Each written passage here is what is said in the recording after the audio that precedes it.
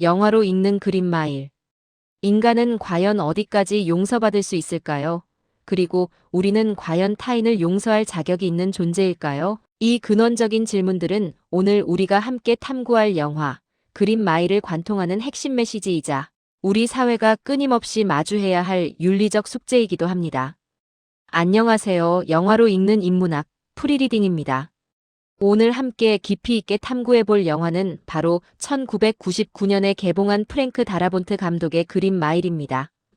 이 작품은 스티븐 킹의 동명 소설을 원작으로 하며 많은 분들이 아시는 쇼생크 탈출과 같은 작가와 감독의 조합으로 탄생했습니다. 덕분에 영화 개봉 당시부터 큰 기대를 모았으며 평단과 관객 모두에게 깊은 인상을 남겼습니다.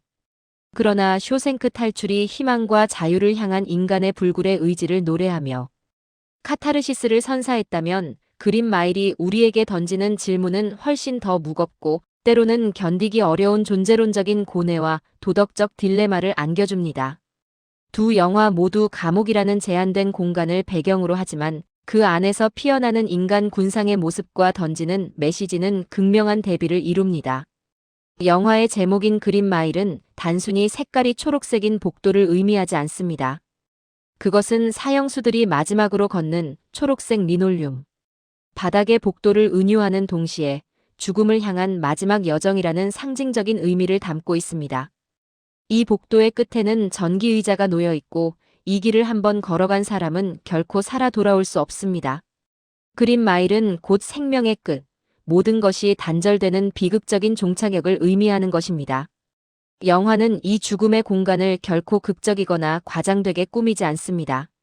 잔혹한 장면을 나열하거나 감정적으로 격앙된 분위기를 조성하는 대신 담담하고 건조한 시선으로 그곳의 일상을 보여줍니다. 이곳은 죽음이 더 이상 특별한 사건이 아니라 그저 반복되는 일상으로 자리 잡은 장소입니다. 익숙함 속에 숨겨진 비극성이 더욱 깊은 울림을 줍니다. 이야기는 루이지애나 주의 한 요양원에서 노인이 된 교도관 폴 에지콤의 회상으로 시작됩니다. 그는 이제 백발의 노인이 되어 자신이 근무했던 교도소의 가장 특별하고도 비극적인 순간들을 어제 일처럼 생생하게 떠올립니다. 여기서 중요한 점은 영화 전체가 처음부터 과거형 시점에서 전개된다는 것입니다. 이미 일어났고 이미 되돌릴 수 없는 시간 속의 이야기. 이 과거형 시점은 영화가 시작될 때부터 우리에게 어떤 비극적인 결말을 예고하며 그 비극이 우리에게 던지는 메시지에 집중하게 만듭니다. 관객은 이미 결론을 알고 있다는 점에서 오는 무력감과 그럼에도 불구하고 그 과정의 잔인함에 대한 깊은 공감을 느끼게 됩니다. 폴 에지콤은 1935년 대공황 시기 루이지애나주의 콜드 마운틴 교도소 사형수 감방의 반장으로 근무했습니다. 그는 성실하고 원칙을 준수하는 교도관이며 누구보다 인간적인 면모를 지닌 인물입니다. 그는 규칙을 지키고 질서를 유지하기 위해 끊임없이 노력합니다. 스스로를 선한 사람이라 믿고 있으며 자신의 직업적 윤리를 충실히 수행하고자 합니다. 그러나 그린 마일이라는 이 특수한 공간, 즉 삶과 죽음이 교차하는 최전선은 그의 믿음과 가치관을 끊임없이 시험하고 때로는 산산조각 내는 질문들을 던집니다. 그는 선과 악, 정의와 불의의 모호한 경계에서 고뇌하며 자신의 한계를 느끼게 됩니다.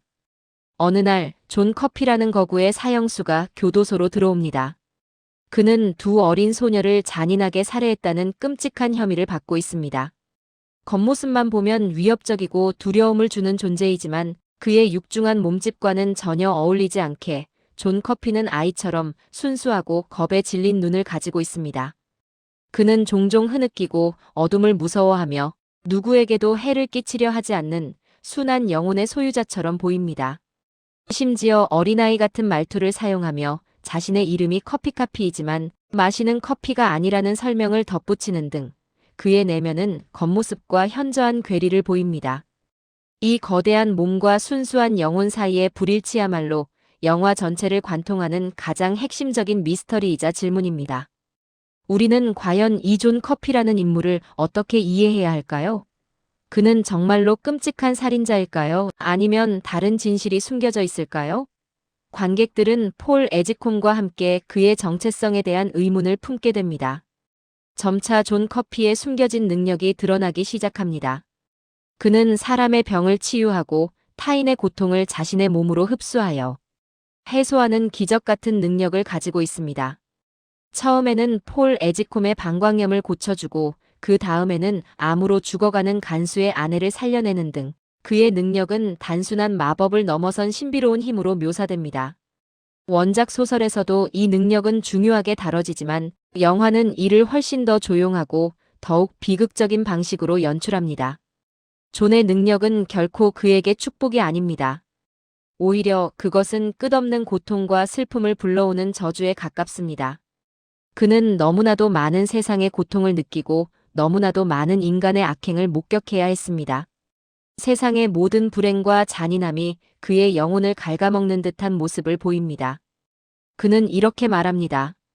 저는 사람들이 너무 잔인해요. 이 짧은 한마디는 단순한 대사를 넘어 영화 그린 마일이 우리에게 던지는 가장 강력한 윤리적 선언이자 인류에 대한 근원적인 질문으로 다가옵니다. 그의 고통은 곧 인류 전체의 고통을 대변하는 것처럼 느껴집니다. 그린 마일에는 또 다른 중요한 인물, 퍼시 웨트모어라는 교도관이 등장합니다. 퍼시는 주지사의 조카라는 배경을 등에 업고 교도소의 낙하산으로 들어온 인물입니다. 그는 자신의 미약한 권력을 이용하여 타인을 괴롭히고 자신이 가진 힘을 즐기는 인물입니다. 동료 교도관들은 그를 싫어하고 사형수들은 그를 두려워합니다. 그는 단순한 악역으로 치부하기 어려운 복합적인 캐릭터입니다. 퍼시는 제도가 만들어낸 인간의 어두운 단면을 보여줍니다. 즉, 권력이 주어졌지만 그에 따른 책임이나 윤리, 의식을 제대로 배우지 못한 미성숙하고 잔인한 존재인 것입니다. 그는 자신의 지위를 남용하여 무고한 사형수를 고통스럽게 죽음에 이르게 하는 등 비인간적인 행동을 서슴지 않습니다. 이 영화는 단순히 괴물을 창조하고 소비하는 데 그치지 않습니다. 대신 괴물이 어떻게 만들어지는지, 어떤 환경과 제도가 그러한 인간을 양육하는지를 섬세하게 보여줌으로써 우리 사회의 구조적인 문제점과 권력 남용의 위험성까지도 성찰하게 만듭니다. 퍼시는 단순한 악인이 아니라 권력이 부패했을 때 나타날 수 있는 인간 본성의 어두운 면을 극명하게 보여주는 인물입니다. 영화 속에서 가장 고통스럽고 잊히지 않는 장면 중 하나는 바로 존 커피의 처형 장면입니다. 그는 이 모든 상황에서 벗어날 수 있는 기회가 분명히 있었습니다. 그의 능력을 이용해 탈출하거나 최소한 자신의 무고함을 더욱 적극적으로 주장할 수도 있었을 것입니다. 폴 에지콤을 비롯한 몇몇 교도관들은 그에게 도망칠 기회를 주려고까지 합니다. 하지만 그는 그러한 길을 선택하지 않습니다. 그는 말합니다. 저는 너무 지쳤어요. 더 이상 사람들의 고통을 견딜 수가 없어요.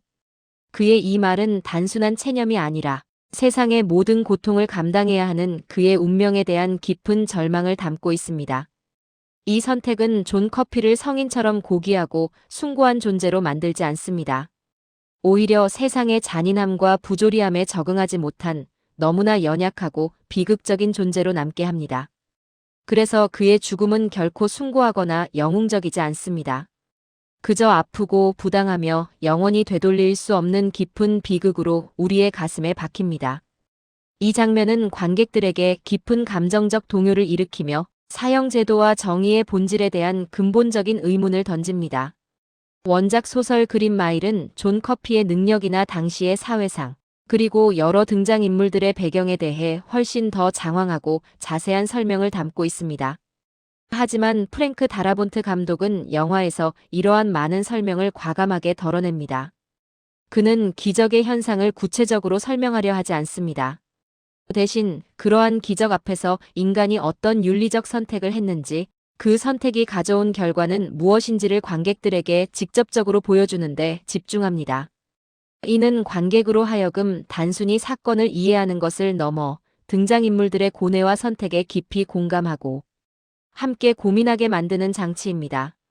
감독의 이러한 연출 방식은 영화의 메시지를 더욱 강력하고 함축적으로 전달하는 데 기여합니다. 폴 에지콤은 존 커피의 무고함과 그의 특별한 능력을 알게 된 후 그를 살려주고 싶어 합니다. 어떻게든 이 비극적인 결말을 막고 싶어 합니다. 그는 끊임없이 존을 돕기 위한 방법을 모색하지만 결국 그는 교도관이라는 자신의 역할과 사형제도라는 거대한 시스템, 그리고 그 안에 갇힌 인간으로서의 한계를 넘어서지 못합니다. 이 지점에서 그린 마일은 쇼생크 탈출과 명확하게 갈라지는 지점을 보여줍니다. 쇼생크 탈출에서 희망은 결국 탈출과 자유로 이어졌습니다. 주인공 앤디 듀프레이는 부당한 감옥 생활을 끝내고 꿈꾸던 자유를 쟁취합니다. 하지만 그린 마일에서 희망은 비극적으로 중단됩니다. 존 커피는 끝내 살아남지 못하고 폴 에지콤은 평생 그 기억과 죄책감을 안고 살아가야 합니다. 두 영화 모두 감옥을 배경으로 하지만 그 안에서 인간이 마주하는 희망과 절망의 양상은 이토록 다릅니다. 그리고 영화는 폴에게 기이할 만큼 긴 수명을 부여합니다. 108세까지 살아가며 존 커피의 죽음 이후에도 수십 년을 더 살아가는 폴의 모습은 관객들에게 큰 충격을 안겨줍니다. 이 설정은 원작 소설에는 없던 것으로 영화가 만들어낸 중요한 재해석입니다. 폴은 존 커피가 죽은 후에도 오랜 세월을 살아가며 그날의 기억과 고통을 잊지 못합니다. 그는 심지어 존 커피의 죽음 이후에 자신이 저지른 또 다른 실수에 대한 죄책감마저 짊어집니다. 이는 사는 것이 항상 축복만은 아니다라는 메시지를 던집니다. 때로는 끔찍한 기억을 안고 살아가는 것이 또 다른 형벌이 될 수 있다는 것을 보여줍니다. 폴에게 주어진 긴 수명은 존 커피에 대한 속죄이자 그날의 비극을 영원히 기억하고 고통받아야 하는 운명과도 같습니다. 그의 삶은 그린 마일에서 이루어진 부당한 처형에 대한 영원한 증언이 됩니다. 그는 어쩌면 영원히 끝나지 않는 그린 마일을 걷고 있는 것인지도 모릅니다. 그래서 이 영화의 마지막은 우리에게 조용한, 그러나 강력한 질문으로 남습니다. 우리는 과연 그때 정의로운 선택을 했는가? 우리는 과연 눈앞에 놓인 진실을 외면하지 않았는가? 죄를 처벌하는 것과 무고한 이를 죽이는 것 사이에서 우리는 얼마나 자주 진실에 눈을 감아왔는가? 시스템과 편견에 갇혀 진실을 외면한 채 쉽게 판단하고 쉽게 결정해버린 것은 아닌가? 영화는 우리가 흔히 믿는 정의라는 개념의 복잡성과 모호성을 정면으로 다룹니다.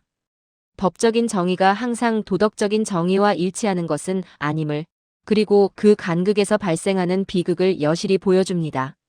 처음에 던졌던 질문으로 다시 돌아가 봅니다. 인간은 과연 어디까지 용서받을 수 있을까요? 그리고 더 나아가 이 질문 또한 우리에게 깊은 울림을 줍니다. 우리는 과연 타인을 용서할 자격이 있는 존재일까요?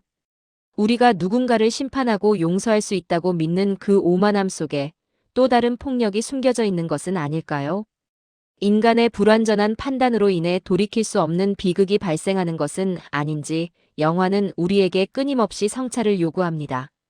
라이프 오브 파이에서 망망대해 위에서 삶의 의미를 붙잡았던 소년 파이, 쇼생크 탈출의 차가운 감옥. 벽 안에서 결코 희망을 놓지 않았던 앤디 듀프레인, 그리고 오늘 함께 살펴본 그린 마일에서 기적의 능력을 가졌음에도 세상의 고통을 견디지 못했던 한 인간, 존 커피. 이 세 이야기는 서로 다른 배경과 줄거리를 가지고 있지만 결국 같은 질문을 향하고 있습니다. 인간은 과연 어떻게 살아야 하는가? 어떤 선택을 하며 어떤 가치를 추구해야 하는가? 그리고 그 과정에서 마주하는 고통과 희망, 절망과 구원은 어떤 의미를 가지는가? 이 세 영화는 각기 다른 방식으로 인간 존재의 본질을 깊이 있게 탐구하며 관객들에게 지속적인 여운과 질문을 남깁니다. 인문학적인 깊이와 윤리적 질문을 던지는 영화 그린 마일을 통해 우리 자신과 사회, 그리고 인간 본연의 복잡성에 대해 깊이 성찰하는 소중한 시간이 되셨기를 바랍니다. 여러분의 삶 속에서도 이 영화가 던지는 질문들이 의미 있는 방향으로 나아가도록 영감을 주기를 기대합니다. 지금까지 영화로 읽는 인문학, 프리리딩이었습니다.